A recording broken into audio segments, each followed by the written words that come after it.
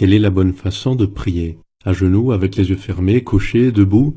La réponse correcte est qu'il n'y a pas une seule position ou un lieu déterminé pour la prière. La règle d'or d'une prière véritable est la sincérité. Tu peux croire. Dieu peut t'écouter même lorsque tu n'es pas capable de dire quoi que ce soit. Prier va au-delà des mots. Dans la Bible, nous trouvons des formes variées de prière.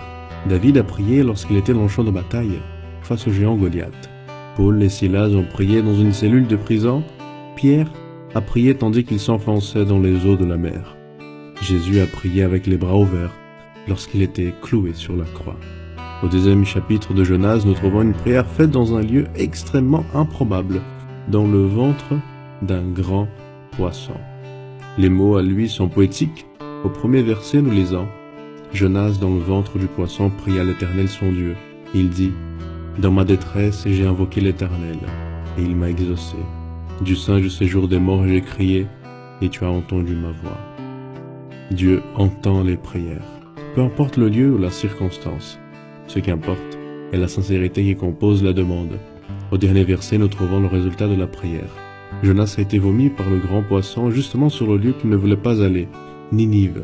La prière, c'est ce qui a changé le cours de la vie de Jonas, et encore, c'est la clé pour la victoire du peuple de Dieu dans le présent. Tu sais, nous avons besoin de prier davantage. Si tu veux un conseil pour améliorer ta vie de prière, débarrasse-toi des stéréotypes de prière. N'importe quel endroit et moment peut être utilisé pour prier.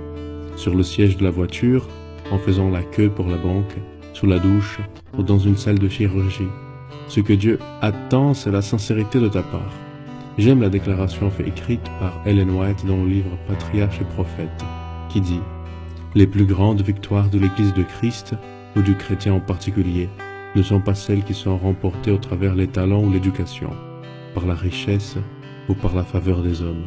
Ce sont les victoires remportées dans la salle d'audience de Dieu, lorsqu'une foi pleine de zèle et agonie s'en sert du bras tout-puissant. »